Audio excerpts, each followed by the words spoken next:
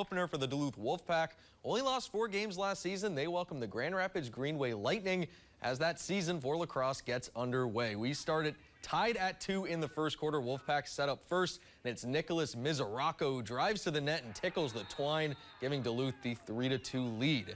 Now in the second quarter, it's Lightning midi Marcus Thiel. He gets a burst of speed and a beautiful pass over to Aiden Kilduff, who kills that ball on the shot. What a snipe by the senior, and we're all square at 3. The Lightning looking to strike again. This time it's Aiden Cormier. He hits the spin cycle before bolting to the crease, going top down on the goalie. Back-to-back strikes gives GRG the 4-3 advantage. Then junior attacker Mats Eriksson took over for Duluth. First, he finds Brennan McShane on the back door. He puts it home and equals the score up at 4. Then Eriksson, working in his office right behind the net, decides to do it himself. Wrapping around the cage, firing home that shot. The Wolfpack led 8-4 at halftime, continue to pour it on, taking the win in their home opener 14-5. And also